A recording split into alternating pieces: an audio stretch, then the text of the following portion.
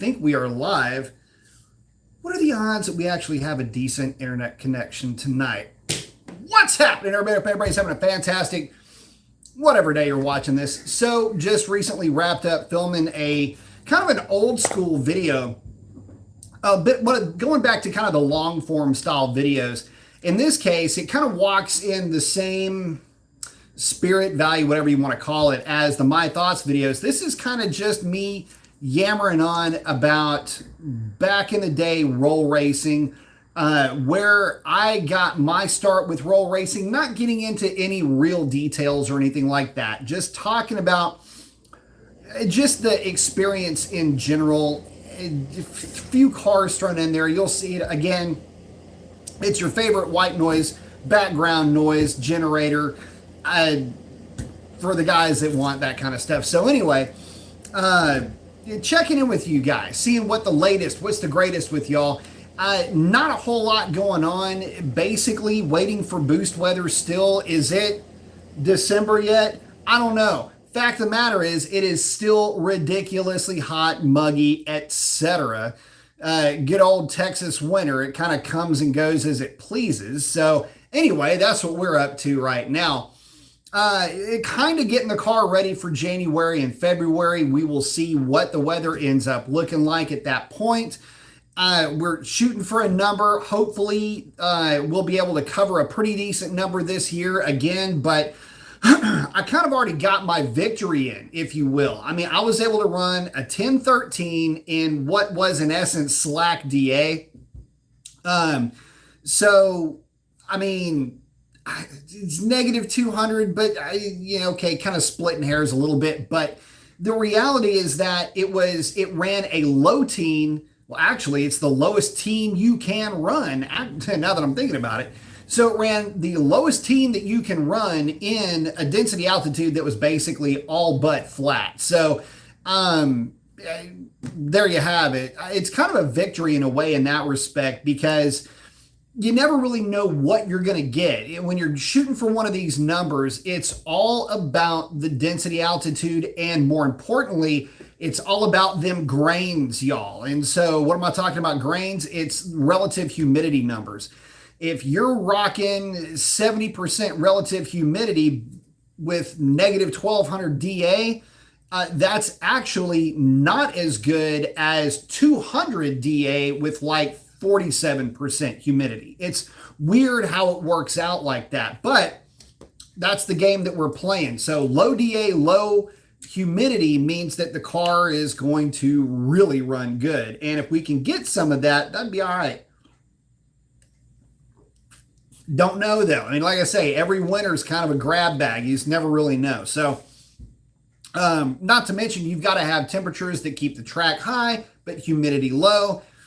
It's basically like a lottery hit if you can get numbers that are going to really help you run a number. So, when I ran the 1013, the humidity was 47, I think, was the percent, and 47 or 48%.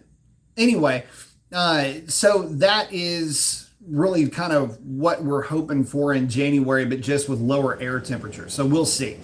Aside from that, nothing new, nothing cool coming from any of the manufacturers right now. The latest news from Mustang was, at least the leaked information, was that the new S650 was, I guess the regular GT was only going to be around 450 horsepower. And really? Like, that doesn't sound like a lot anymore. 450 horsepower just doesn't seem like something that's really going to get it done. You can talk about the dark horse all you want, but you might as well be talking about a GT 350 or a Mach 1 or whatever. 500, 510 horsepower out of a one-off car is just not going to get anybody's blood pumping, so to speak, anymore. And so, with the Scat Packs hovering just south of 500 horsepower already, these types of numbers really aren't all that uncommon. And then anybody hear of anything new coming from Chevrolet with the Camaro? I'm a little bit out of the loop when it comes to that particular car. In fact, I hate to say it, but it's like the Johnny Ringo of the pony/muscle car crowd. It's like, oh, I forgot you were there. That's where I'm at with that. It's damn, I shouldn't forget that that car in even mildly modified form is a 10-second car. Well, I say mildly, we're talking cams, headers, lots of weight reduction. Well, now that I think about it, you really got, anyway, you know where I'm going with that. There's a lot that that car can do, but a lot of people just already have moved on and forgotten about it. So anyway, with nothing at all coming from Chevrolet and a bunch of question marks coming from Dodge right now, it kind of leads us all to, well, what's Ford gonna do? Well, Ford's not gonna do what we were hoping, and that was to drop about a 480 horsepower bomb on the market. That didn't happen. So getting back to Mopar, a lot of you guys have commented that you would love to see something like what I was describing, something along the lines of the DSM offerings from the late 80s, early 90s. We're talking the Eagle Talons. We're talking the Conquest, those types of cars to come from Dodge. And to be honest with you, I think that would be absolutely unbelievably cool. The thing is, though, is you can already relive those cars should you choose to with just the simple walk into a Toyota dealership or a Nissan dealership. And that kind of brings me to the next question about American performance and performance cars in general. See, here's the deal. American cars don't have a European fallback. You can talk about the C63, but pricing throws it way out of the realm of conversation. And I know we don't like talking about price here, but the reality is that you can't compare those European cars to American cars because there is a paper difference. But, and here's the twist, the Supra checks in at about $50,000. The 400, the new Z car, is going to be checking in somewhere around 45. And so you've got basically what would in essence be a $50,000, $45,000 play here to get into that muscle-y car, pony-y car realm should Dodge decide to build the new Conquest or the new Talon. Are y'all listening, Dodge? Are you starting to see a pattern? How sick to death would this be, guys? Instead of Mustang, Mopar, because you got to got to include the Charger in this, and Camaro, the holy trinity of the three, why not kind of DSM this? I mean, you've already got two established competitors waiting in the wings with the Supra and with the Z car. How freaking rad would it be if Dodge did drop the 2024 Conquest, kashlam, with all the, thunder and lightning in the background, and it's got a 400 horsepower or 500 plus horsepower Hurricane inline six. Go completely away from this muscle car thing and bring back some of the cool, super rad 80s cars that they had. Well, that's two of them right there. Primarily the Conquest because it's front engine, rear drive. Now, how cool would that be? Something that not only would smoke emissions, get great fuel economy, be small and light, nimble, handle well, just because it's going to have better feel than the tanks that we're rolling around in now.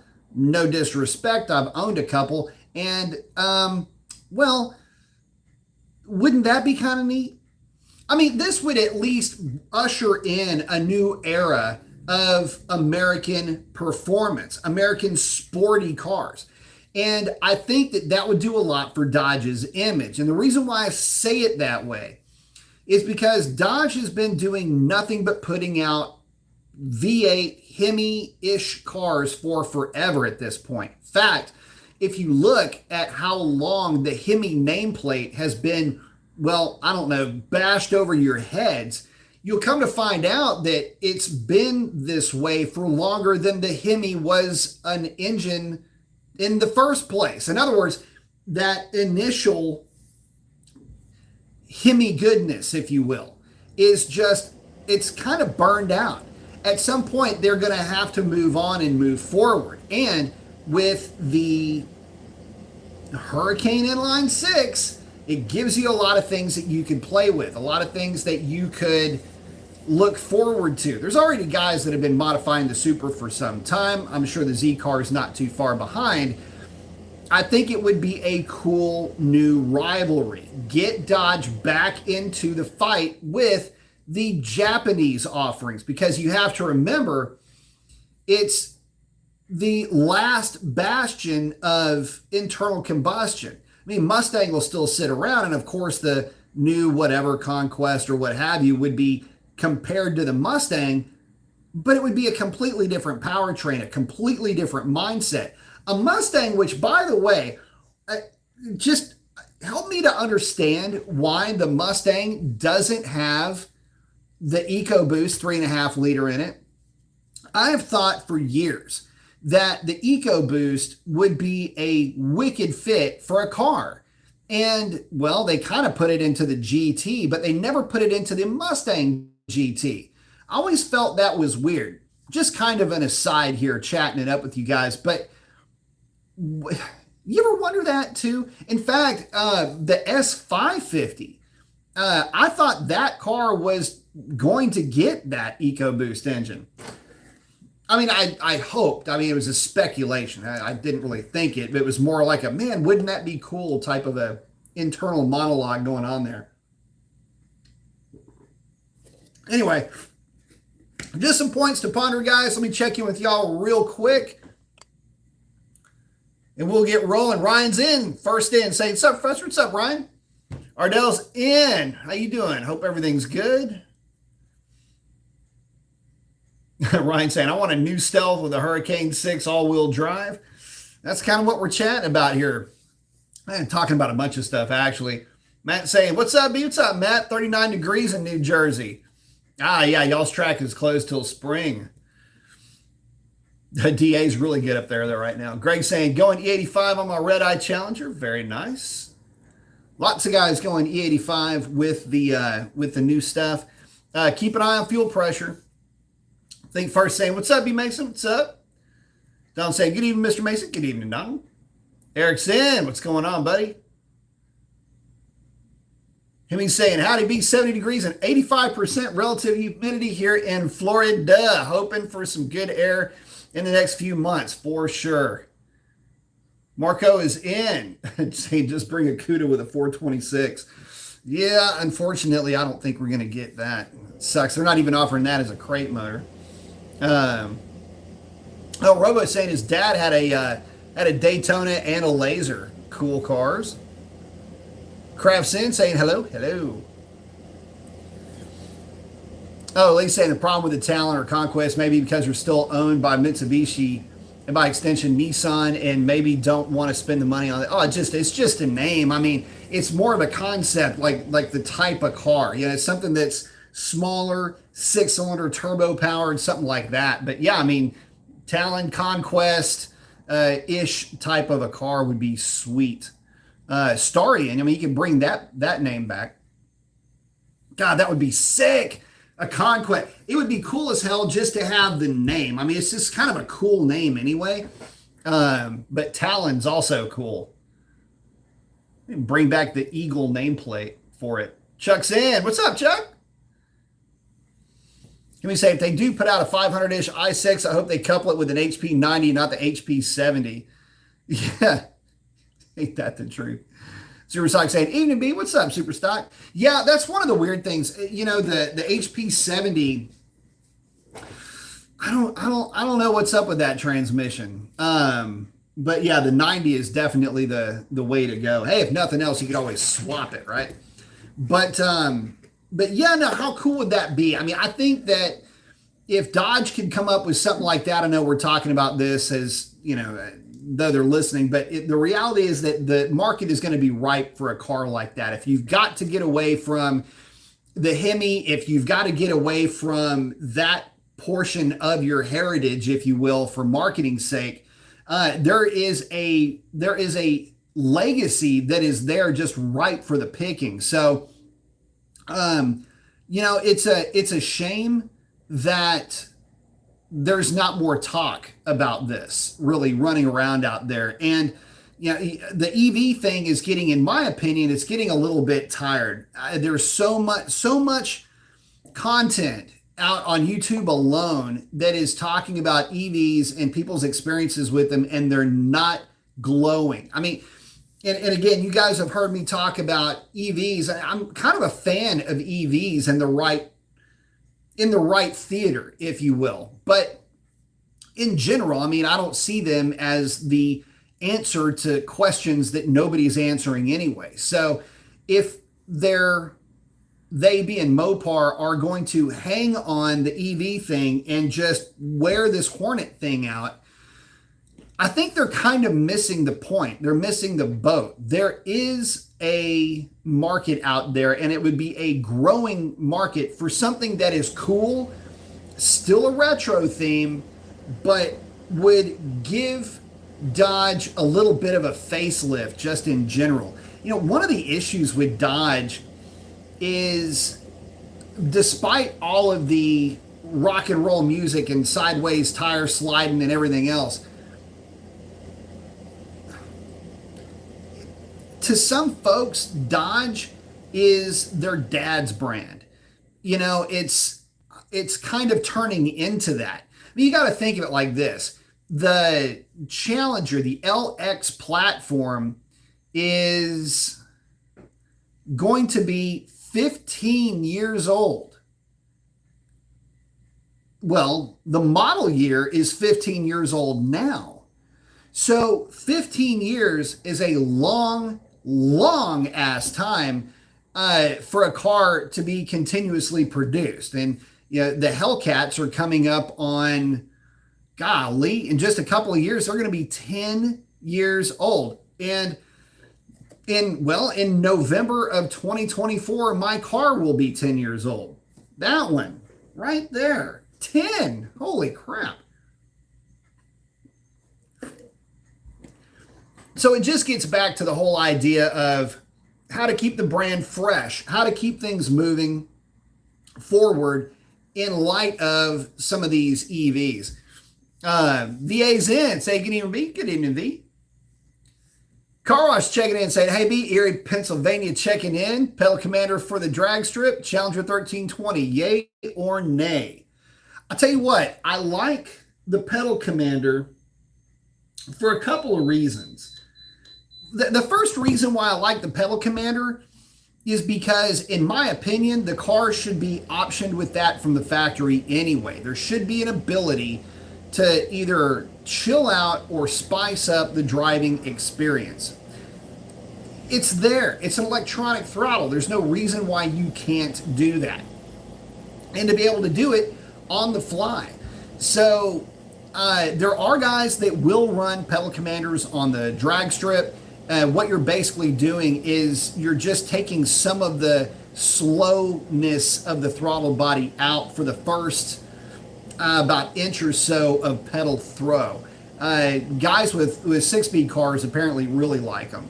So, I mean, I would say, yeah, do it. Shoot, why not? I mean, like I say, it's certainly not going to hurt anything. It's passive, so it's not going to be like a tune-related issue. And again, I used to love my Pedal Commander. I used to install them on quite a few cars.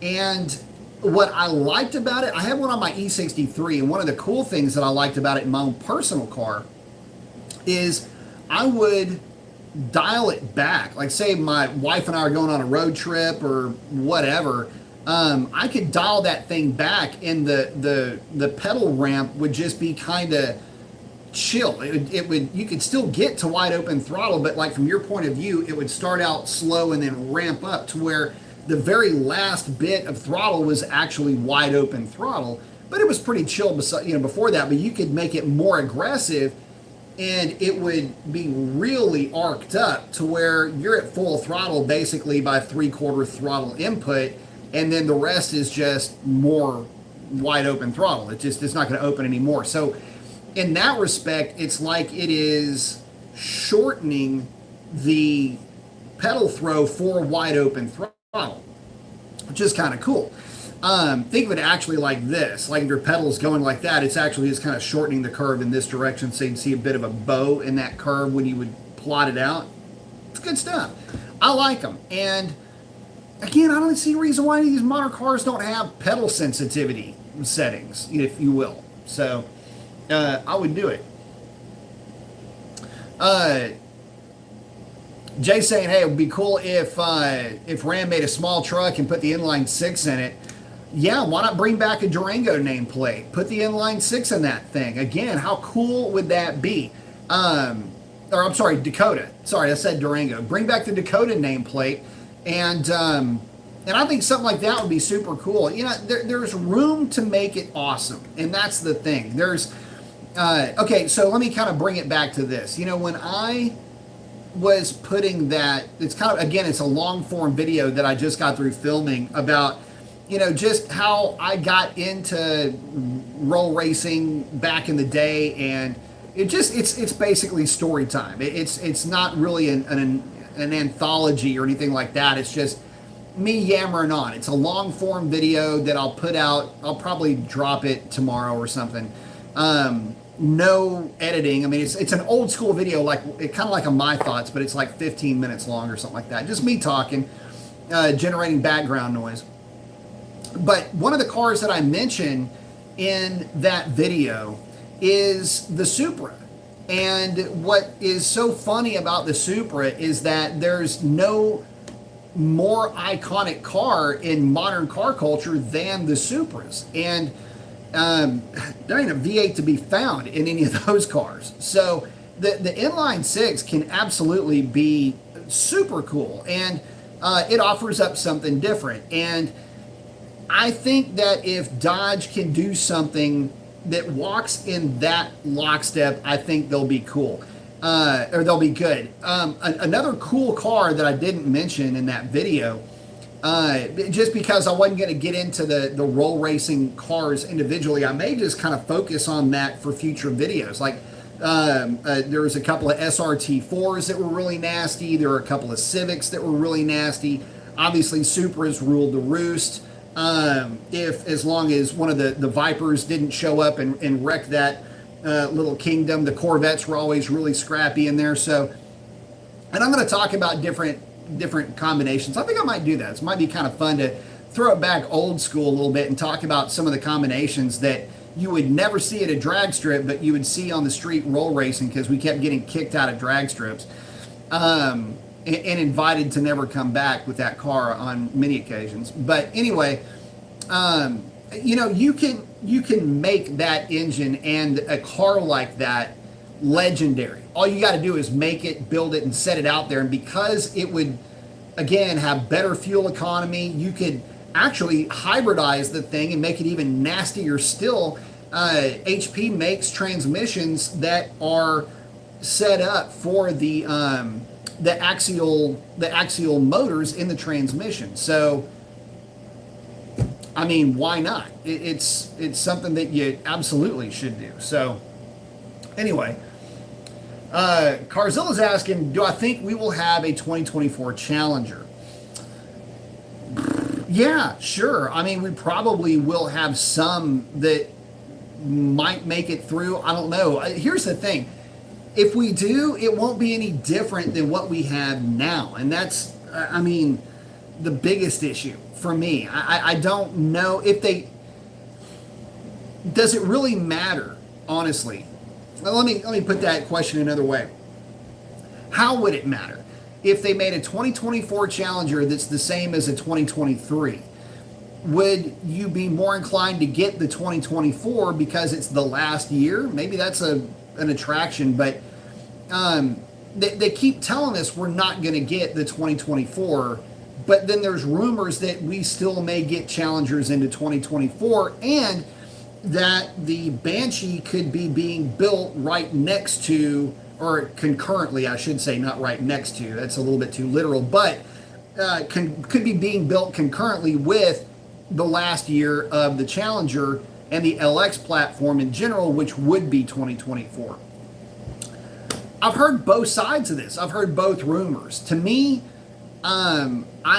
if we already know that they're not going to make them past 24, let's hear about what they're going to be making. Start getting me excited now. Start getting me really worked up about it now, because I'm kind of looking right now, if I'm being honest. I mean, I'm looking for something new. I'm looking for a little bit different challenge. after this year. I mean, with my drag strip shutting down, this thing doesn't do really well with a draggy on the street. It's too powerful, and that's one of the reasons why I was looking at, well, what do I get? I mean, if I want to play around on the street, make some dig hits, stuff like that, ain't gonna be with a car like a Hellcat. That's kind of not gonna happen. And the weird thing about Hellcats is that they're the fastest slow car I've ever driven, meaning that all the power is down low and it's not a roll race car. Even though the dang thing will go 200 miles an hour, it's not like you're running around going 200 miles an hour with something like that. So it's so cool for what it is, but you need a drag strip to really take advantage of it. So for me, I start to look at cars that are turbocharged, something that's going to be smaller displacement, help me get out of the hole, not have as much of a traction problem, and just be a monster on the big end. Something like an old school Supra, something that I'm used to, you can do that with those cars. And yeah, turbo controllers have come a long way. Gets you to thinking, doesn't it? But I'm not going to be thinking about it until Dodge decides that they want to start getting serious about letting us know what the brand identity is going to be moving forward. And by the way, everything that I'm saying about how neat it would be and all of that, it doesn't necessarily mean that I want to get rid of my Hellcat or that there's anything inherently wrong with it. It just makes power in a different way. It's a lot more old school in its approach, where something like a Coyote that doesn't have really any torque to speak of and just rips on the big end, every engine combination has its strengths. So anyway, Carzilla saying, I just don't know why you would have two-door cars. That's funny. I actually own 1, 2, 3. Does the truck count? 4. My wife's Jeep, 5. 5 of the cars in the fleet that I have are 2 doors. And really, hold on, let me think about this. And of the 2-seaters, hey, Car Wash, thank you very much. Saying thanks for the info, man. I'll give the Pedal Commander a shot. I think you're going to like it. There's a lot of different ones out there. You've got Pedal Commander. Golly, now I'm drawing a blank. Anyway, there's a lot of them out there. Check out the latest features that come with those. There's Pedal Box is the one that just for whatever reason escaped me. Pedal Box is another one that I've heard a lot of guys give rave reviews. I've never messed with it, but they're all kind of the same thing, with the only real difference being the level of interactiveness that you have with it. And so I think Pedal Box allows a little bit higher level of tuning, but check out the software. First, check out the features and benefits between Pedal Commander and Pedal Box and any of the other ones, but whichever one you settle on, it's gonna be fun. They're, like I say, I've enjoyed them a lot. I've put them on a lot of European cars, some American cars, but like I say, they all work basically the same. So, but thank you very much for that contribution, my friend. But yeah, it's kind of interesting when you're talking about what could be coming, what's just over the horizon. And it's interesting when you've been competitive with a particular brand's products for a long time. It's interesting when you start to think about, well, if they did something different, would I support it? And I know that all of us on this show, I mean, we're going to be looking for something with 8 cylinders or hoping, I should say, for something with 8 cylinders, a legendary nameplate displacement or what have you. With the current rules that are being thrown out there, it's just basically the early 1980s all over again, where V8s are looked upon as being a little bit obsolete. I mean, you can make the same power with a smaller engine with forced induction. Why don't you go that route? And really, it was because of the rules that were being put in place early on with fuel injection that led to a resurgence and a rebirth of the American V8. you can now employ the same type of software and hardware onto these big engines that they're putting on the small engines and making a ton of power. Well, as the rules change and as the climate of things changes, well, so does the manufacturer's position with these types of cars. And again, performance car enthusiasts are one thing, but performance car owners and modifiers, they're kind of a fringe existence, if you will. So they're definitely a kink in the automotive world. And the thing is that most of us are some of the most vocal about how we feel about these different brands too. And it's really that brand loyalty that helps to drive those hot rodders into those dealerships to buy their pickup trucks or their minivans or their SUVs or their city cars or whatever. The dailies, the beaters. That's what they're relying on you to buy so that you can afford to keep that Hellcat or Scat Pack or RT in the garage for a pretty day. So main thing to consider is just staying on top of the main thing is just staying on top of trends and staying on top of what folks will actually accept moving forward. Joseph, thank you very much. Say, make my Scat Pack stick. Did front and rear strut tower well. Neck likes it. Good. Next are front rear sway bars. Then what? Replace stock wheels and tires. Stock 9-inch wheels, 245 Goodyear, 275 or bigger. So if you've got, let's go work that backwards. If you've got, thank you very much for the support, my friend. So if you've got the 9-inch wheel, 275/40 is going to be the tire you're going to want to put on the back.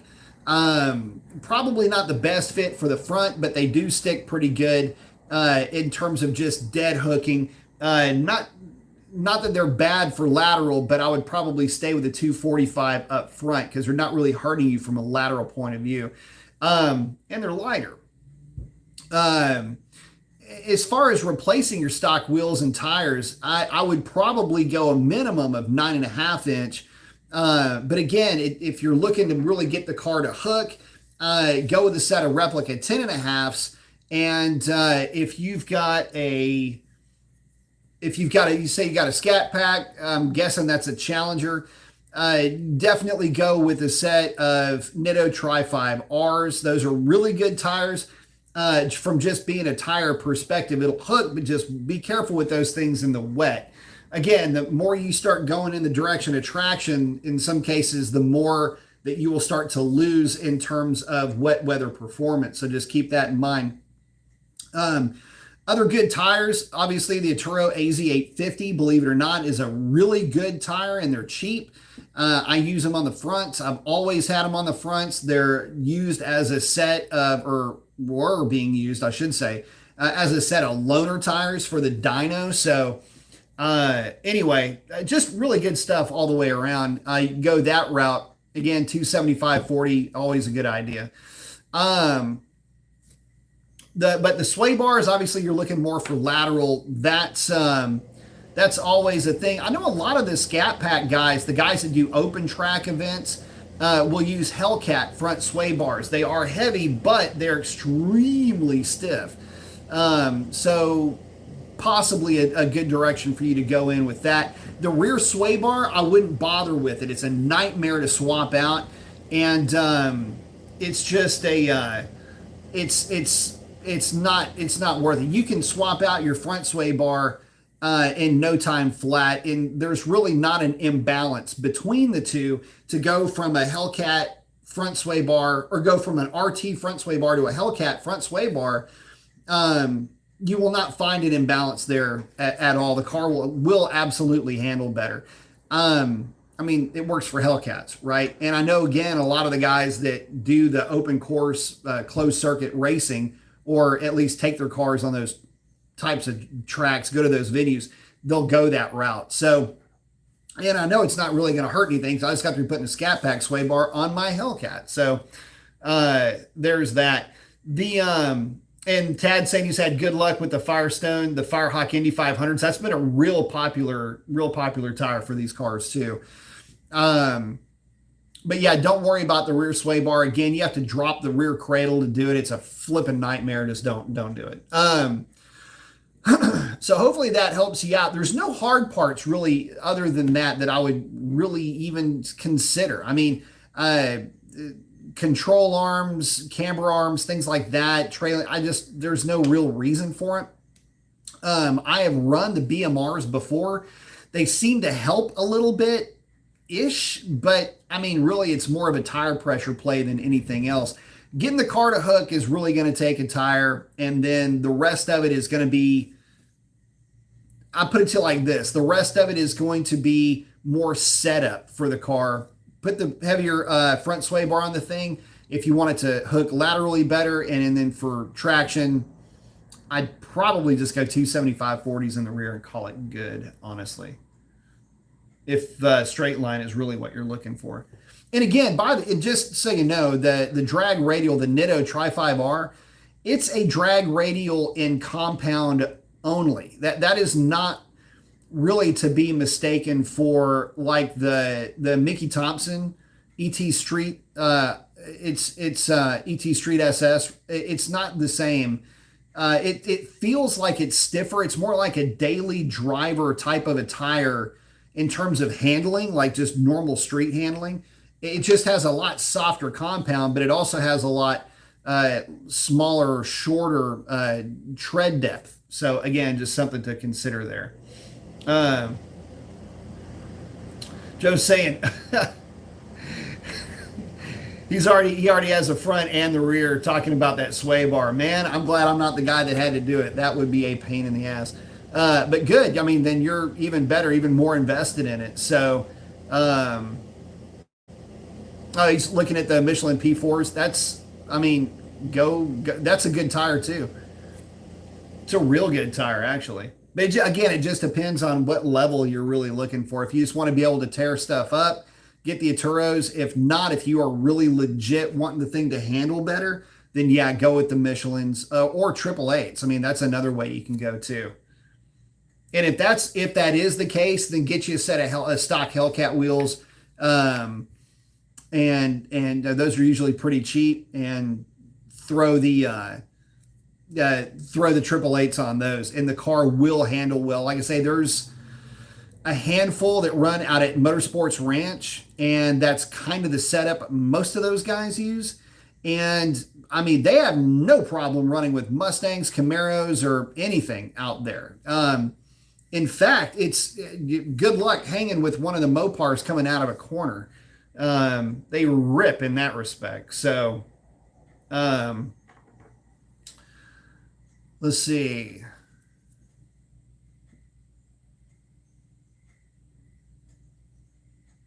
Chuck's saying roar pedal. Yep.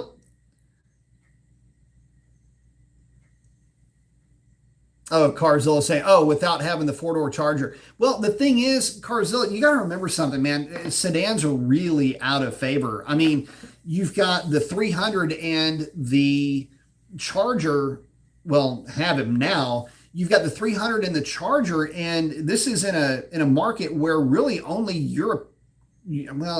mostly European cars are four doors. Everything in the United States is an SUV. So it's one of the reasons why the Durango, just as a platform, really probably isn't going to be going anywhere. It's a really capable, good, affordable, in most cases, SUV. So I just don't be looking for a four. Well, I say that the EV is going to be four door, and Chevrolet's EV is going to be a four door. You know, the EV, the Banshee, the RT, SR, Elemento, Alphabet car from Dodge. But the Chevy's Camaro replacement is actually going to be a four door EV. So I'm saying all of this, but damn, maybe I just contradicted myself. Maybe I'm wrong about that. Raging Bull saying, anybody see the new 7.3 Megazilla Ford crate with 615 horsepower, 640 foot-pounds of torque? Makes 500 foot-pounds of torque for 2,500 RPM up to 6,000. Mopar, are you listening? You know, the sad thing about it is that Dodge could do the same thing with a 426. and they're just not doing it. And it's a real drag because this is okay. So this is my deal with the crate motor portfolio that Dodge has put out for offer. You have Hellcat after Hellcat after Hellcat after Hellcat. There's so many Hellcat variants that you would be forgiven if you got bored of it, frankly. It's easy to do. And they're not making these engines. In other words, it's not, well, except for the base Hellcat or base, if you've got a red eye, right? Those will come out of Mopar's camp, but the rest of them are all aftermarket offerings. And it's like, guys, how many supercharged Hemis do you need, frankly? I mean, one of them's 1,500 horsepower. Are you kidding me? So what is it, 60,000, 40,000? It doesn't matter anymore. It's out there. They're offering it so they can brag about offering something. All I can say is I hope some of that technology waterfalls into this final whatever it is edition that they're going to throw out there with this seventh last call, where they blown up 7 engines. Curious coincidence there. Stupid story. This is you cannot give yourself a nickname. This is Dodge trying to create their own fiction. And that is exactly why I'm just so eye roll meme over what's going on over at Dodge with this 7th last call offering. I see straight through the bullshit on this, and it's so cringy. It's just gross. It's just not good stuff. Anyway, I digress. Getting back to it.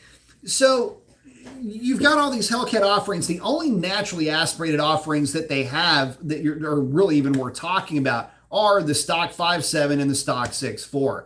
Nothing in the middle of those two engines. Not 5.7, hot rodded 5.7, 6.4, 426. They've already got a 420. How do you not make an NA 420? This writes itself, and this is something that has been making me so flipping nuts. If I've got to be a marketing genius, because when it comes to Mopar stuff, Dodge, are y'all listening to me? Okay, so get back with the Conquest or the Starion. Call it whatever you want, make it, put the Hurricane in it. You got 2 engine choices. One's fast, the other one's faster. Haul ass fast, like legit fast.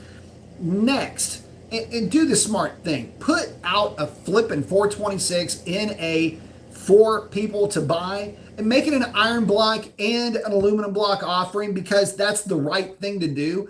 And it helps you to talk about the legendary status of the Hemi, right? Because everybody got to talk about the Hemi. It gives you that opportunity, and you bring back the 426 cubic inch displacement that everybody over at, every old school Mopar guy just starts salivating. It's like a Pavlovian response. Do it. Okay, just do that. I'm giving you a roadmap to success. I'm giving Dodge, I've been talking about this stuff forever, about ways that Dodge could get it right by the folks that they are trying to market to. And I mean, think about this, and it would certainly go a long way. I'd do a standalone video just talking about the Conquest or the Starion, because to me, that's the car that makes sense. Talon, okay, do the Talon, bring back the Eagle nameplate, do whatever, but all-wheel drive, rear-wheel drive, give it a combination, call it the Starion Talon, or the Talion, or the Starion, or whatever. It don't matter. Just do something cool, Dodge, because right now, a lot of folks are running for the hills away from Dodge. Anyway, let me get back to you guys. Let's see. Summer saying, hey, me, looks like I'm late to the party. Hit the like button. Joe saying, thanks for all you do. Learn a lot from you, man. Thank you for hanging out with us, my friend.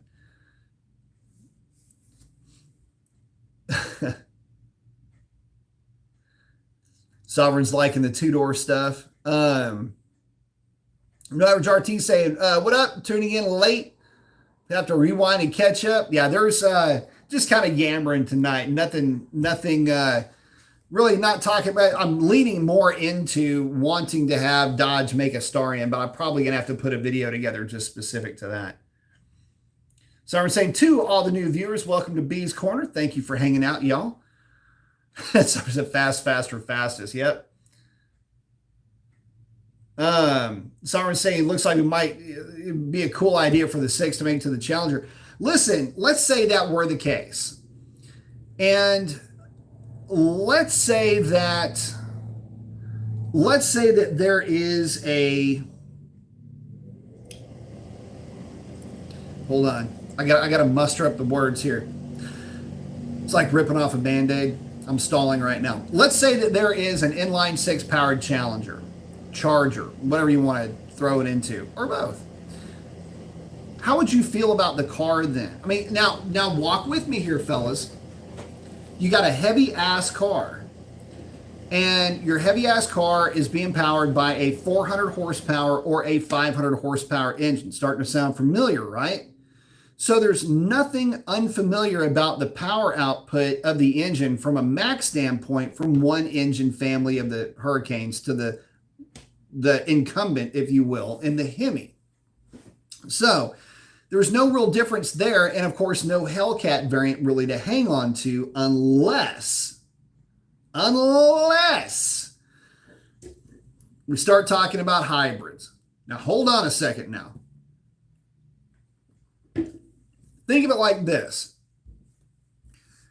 And y'all have heard me talk about this before. If the Hurricane engine itself will fit in the engine compartment, this is one of those weird things where there's a will, there's a way, and you can make that engine fit.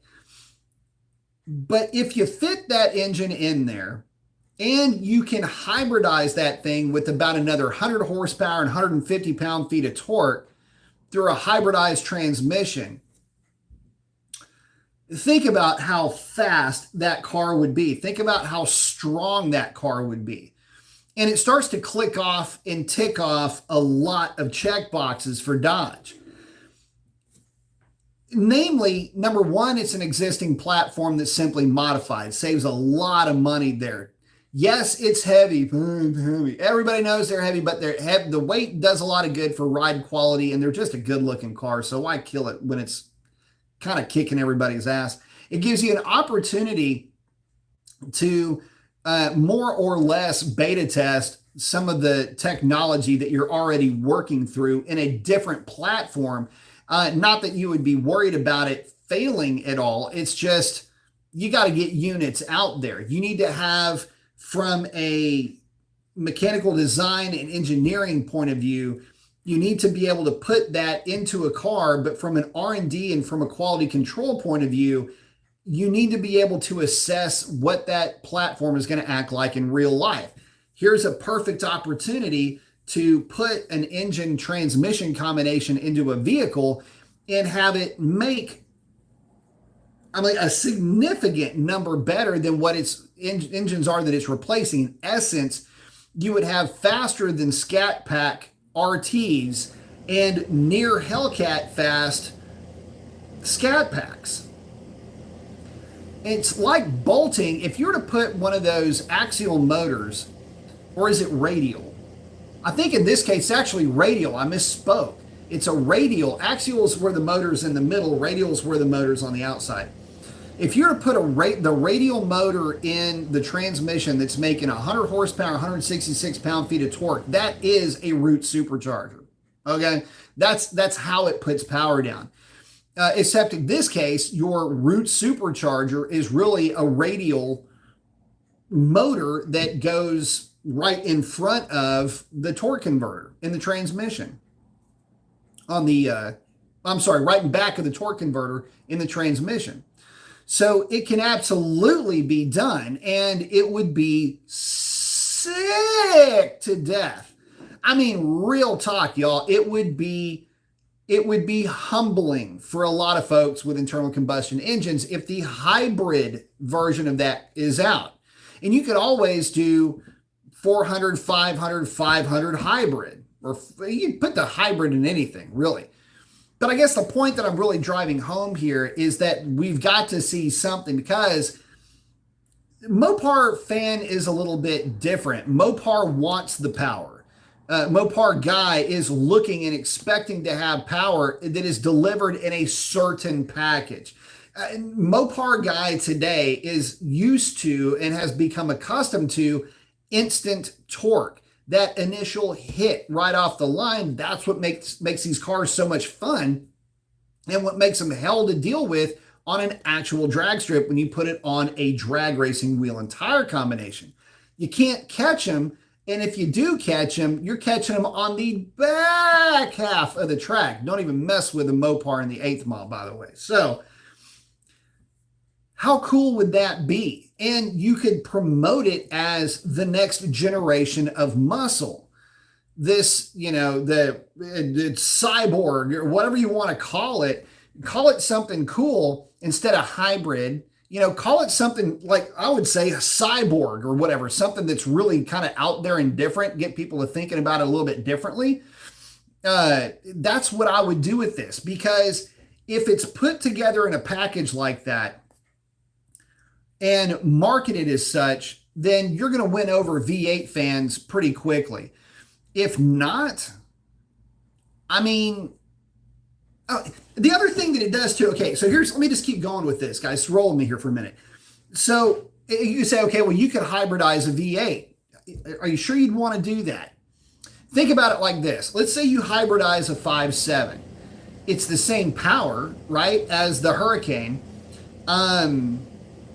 So what's the difference? Well, the difference is this.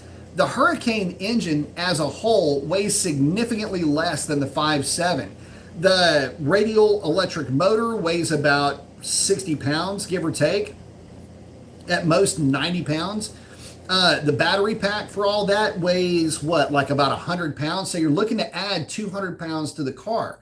If you put a Hurricane engine in it that's making the same power, but you have a weight savings of, say, 150 pounds, you're only gaining somewhere around 50 pounds. And so in essence, the weight of the vehicle isn't really impacted, but you gain all of this power. So it's a double whammy. It's a double good thing. You've dropped weight, in essence, with the engine. You've added a ton of horsepower. So your weight penalty with the addition of the power that you have, you're good. It's like having your V8 just with the extra power, in essence, right? That's why it would be better to throw just more weight onto the V8. It's not going to perform as well. And before you think that a couple of 100 pounds doesn't make a difference, it makes a huge difference. Just take a look at what Stormy is doing compared to a DS Ram. And Stormy's run a best of a 1366, and that truck weighs 200 pounds less than a similarly equipped DS. I mean, the weight does matter. And when you start getting to the 200-pound number, that's a big difference. Huge, actually. Boosted Hemi, thank you very much, man. I didn't have a question to come with it, but more than appreciate the support, man. Thank you so very much. If you've got a question, man, post it up. I'll try to answer it as quickly as I can. Oh, what did I just do? Man, I just screwed something up. Yeah, here we go. Sorry. Hold, please. What in the hell button did I press? Okay. Here we go. Sorry, guys. I hit a button when I was doing that, and screwed this all up. What the hell? There you go. Okay. Let's see. Let me get back to you guys. I hit this button down here that changes how the screen looks and all this other stuff. Like, I totally jacked that up. Oh, someone said I didn't want to miss this live. Did I stream my? No, I did just a regular video on Tuesday. Or no, I didn't do anything on Tuesday. Big guy is in. What's up, big guy? Oh, Sovereign said he'd rather see the Challenger live on with the six. Yeah, we'll see it in the Durango. We'll see how it runs. There's gonna be a lot of guys just licking their chops, waiting to get a hold of that thing. Um,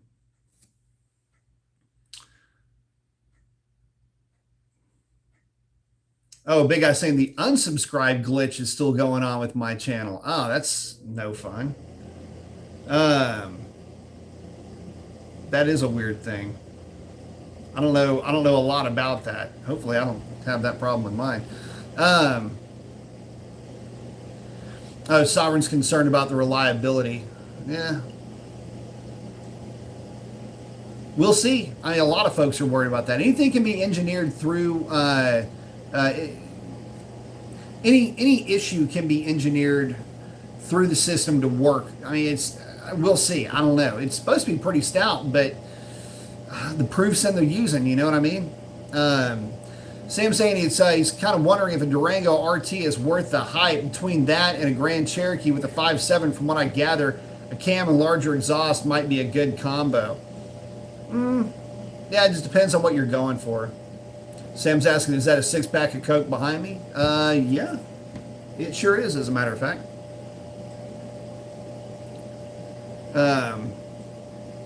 Oh, everybody's saying, yeah, it looks good. That was about the time that I accidentally hit a button or something over here. Arfo's saying, I'm in a Charger RT in the heart of a bitter Washington winter, just wondering what offset I should get an 18-inch Steely to fit around the calipers. Probably a 25. Look into the, just get a set of cop wheels. Get the wheels that are on the cop cars. That's what I would do if it were mine. And then when you get them, clean them up really good and hit them with, if they don't have tires on them, hit them inside and out with the clear wheel paint. It's a thicker version of like regular wheel paint. And that's what I did on my SSP Mustang. I had picked up a set of 16-inch cop wheels and just cleaned the rims up really good, painted them, and then hit them with the wheel clear. And it's good stuff. It's like a real hardcore, like it's just a real durable coating, and it's specific to wheels. It's it is a wheel clear coat. And like I say, it feels different too. It almost has, and if you decide to go this route, you'll know exactly what I'm talking about when you get done. But it's almost got like a I'm not going to say a texture to it, but it has a different feel to it. You can feel it in your fingernails when you feel it. But I'll just go get a set of cop wheels for it. They should cover just fine. If you've got an RT, it should definitely cover. See, that's another thing. It's another thing that keeps drawing me back to RTs. There is a part of me that has got such a kink for the 5.7 cars. I just, there's only so much time and so much room. But so one of the builds that I would love to put together would be a stock cam, stock intake manifold, 5.7 combination. So it'd be stock cam. Well, from the nose back, it would be Hellcat airbox with, I don't know, let's pick a filter, like a green filter. It could be a Hellcat air filter for all it matters. With the snorkel, but stock intake manifold, maybe clean it up a little bit just to, because reasons. Just go a good once over on that manifold. Not really a port job, just a cleanup. But stock cam though, long tube headers, high flow cats, 370 rear gear, tune it for premium, and let her rip. That car, and of course the cat back to go along with it. Probably try to find like a Scat Pack cat back, or just like a Magnaflow cat back, or Borla would probably be the best. Borla sounds so good. But that would be where I would end it. Now you go, that's 5.7. Listen, that would be a low 12-second car, but it would be a low 12-second car on the street and at the drag strip. It would be so much freaking fun. And it wouldn't break the bank. It would be something that you could throw the keys to your little sister. It'd be a great training car. It'd be just a freaking riot of a car to own. And so anyway, one day maybe it'd be soft on the transmission. It would still be fast. That's the thing. So, I mean, it would be legit street fast, which I don't know. Anyway, if y'all ever want to know my secret to, putting that kind of car together, or putting what would my ultimate play around on the street car be? It would be a 5.7 car for sure. And that's what it would be. So that's my combination for complete and total Mopar happiness, I guess.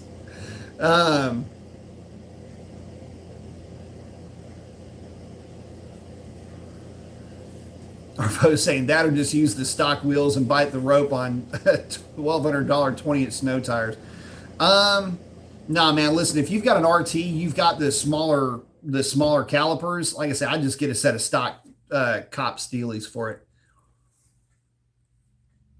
It'd be kind of weird looking at first, but I think you'd probably like it after a while. Tad saying Durango RT, tow and go is a beast. They do run good, and that's the same engine that's in the RT Challenger. Sam saying now would be a good time to revive the Belvedere name. We'll see. Oh, Captain saying, how's it going? B, still planning out my pre-Eagle with Eagle heads for my second Challenger, thinking of cams. The Comp HRT2 has my i220 230 on a 113. If they've got that cam on a 113 now, that would be the cam that you would absolutely want to go with. So what's funny is that Comp, you bastards. Anyway, I'm not the only one that came up with a cam that looks like that. I know this. That particular cam profile, though, the 220, 230, 113, 114 LSA cam is a really, I thought that cam was on a 116. If it's on a 116, I would try to get one on a 113, 114. But Hemis love that cam. Doesn't matter if it's a 5.7 or a 6.4.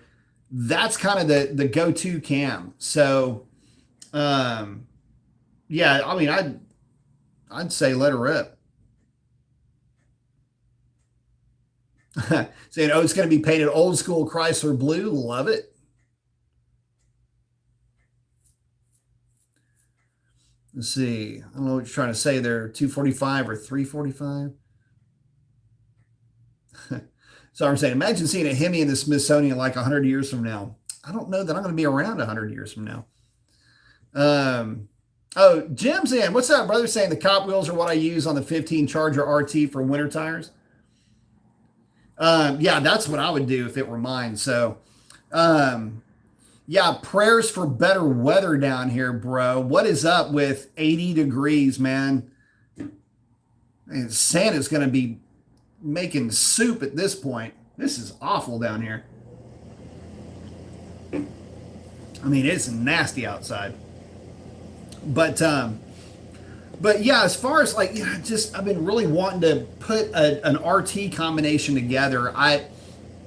But not with a cam, nothing like that. The reason why not with a cam is I've been kind of wanting to put together more of an everyman's Challenger, something that you would pick up at a used car lot that, would be kind of inexpensive, 8-speed car, nothing that would be, nothing that would be off-putting. Now the problem, obviously, is that we won't have a drag strip to run this car on, but it doesn't really matter because with a 5.7 on a drag pack on the street, you got the draggy.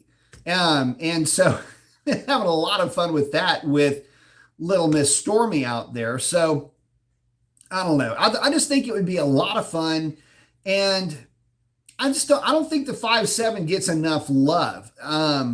Fun fact, by the way, one of the first cars that I ever saw, one of the first of the new Challengers that I ever saw at the drag strip, and I wish like heck I'd have got this guy's name. Super cool dude. He had a dark blue Nag 1 5.7 car that was running 1220s. And it was kind of neat because we bumped into each other maybe 3 times. And it was interesting. He had his car is pretty well set up for drag racing. And I mean, it was a 1220 car, though, Nag 1.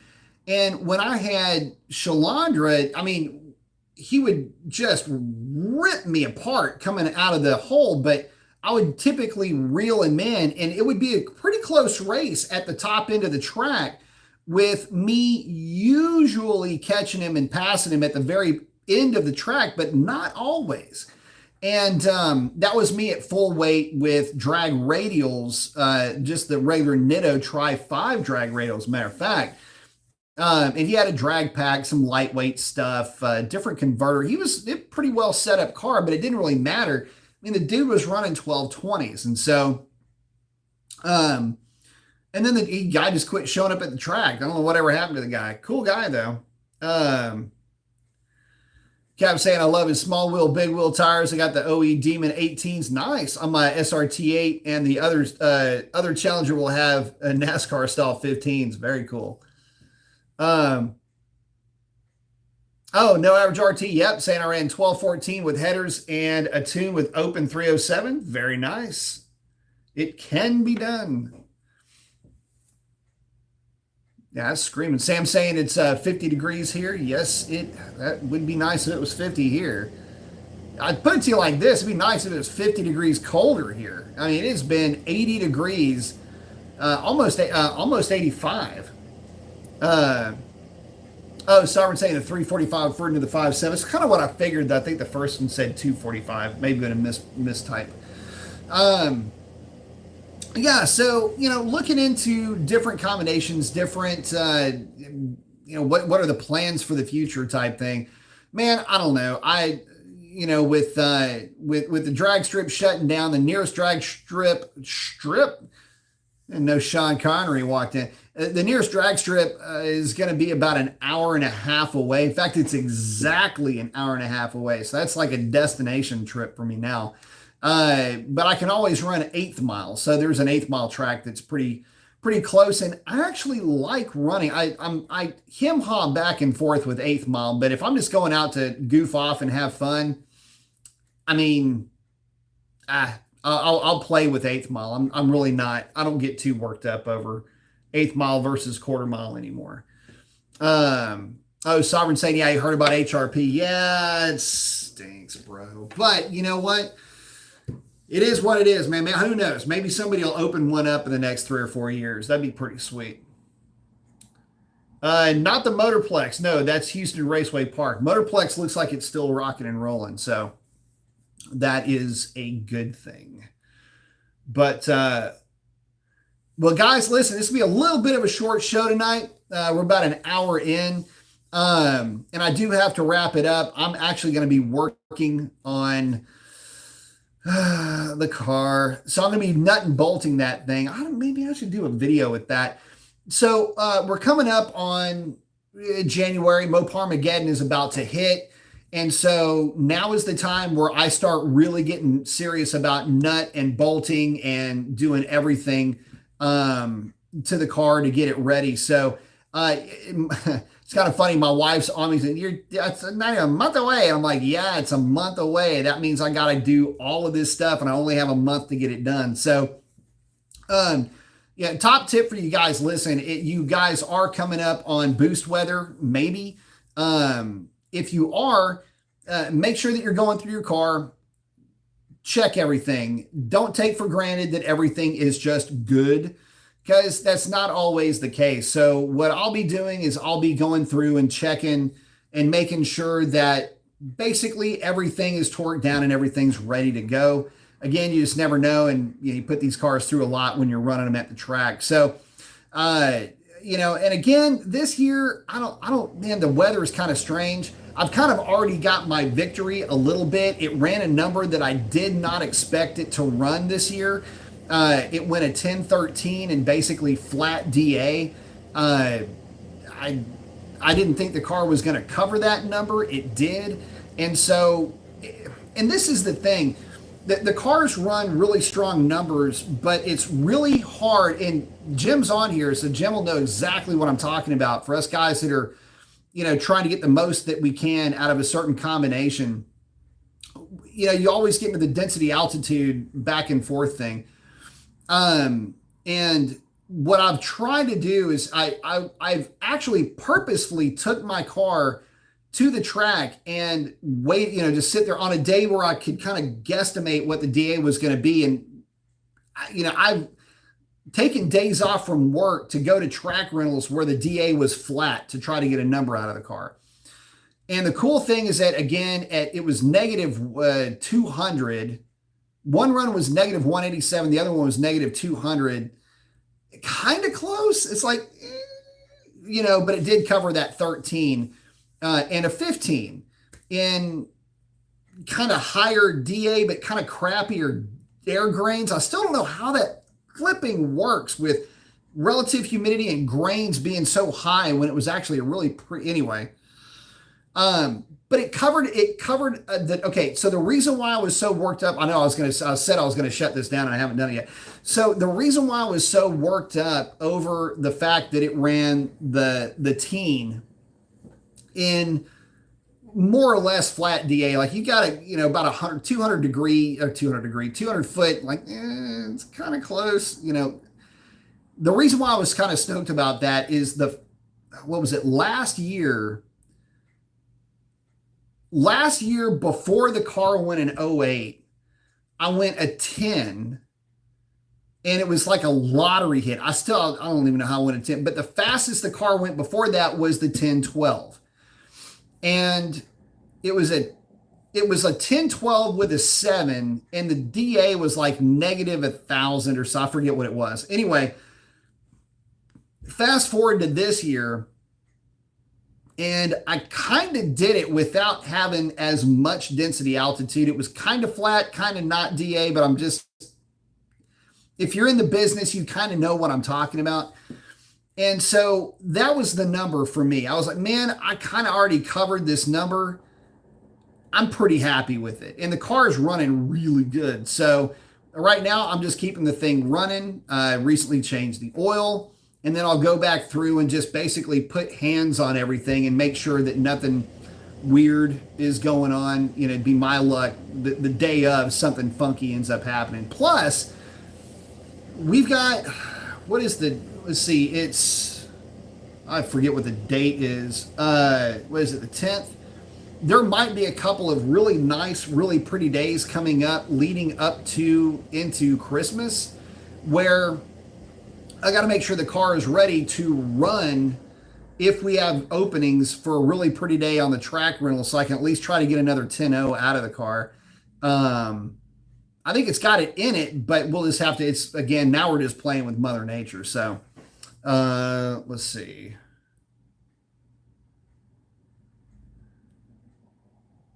We'll get back to you guys, and then I do got to jump off of here.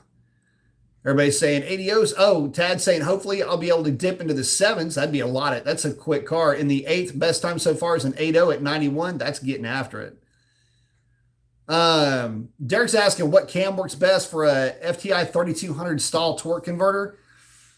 Well, there's a lot that will work fine with it. There's not a best, but a stock cam would actually work pretty good with that torque converter.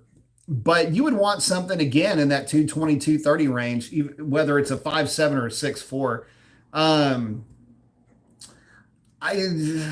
It's what happens with cams in converters, too. It's a lot of gray area, a whole lot of gray area. A 3200 torque converter, it's not a lot of converter, though. That's the thing. It's why I started kind of let off with stock. I've got data on my car it's a on my SRT where it would flash to 3,000 RPM. So I mean, I wouldn't throw a 3,200 in it. I would hope that it would be a 3,400 that would flash to 36. And in that case, pretty much like I say, 223-ish cam, which would be a Texas speed grind, or a 222, 224, which would be a comp cams grind on the intake side. And then keep LSA somewhere around 113, 114. Oh, Sam's saying Braden is his. I love racing at Braden. Always had a good time there.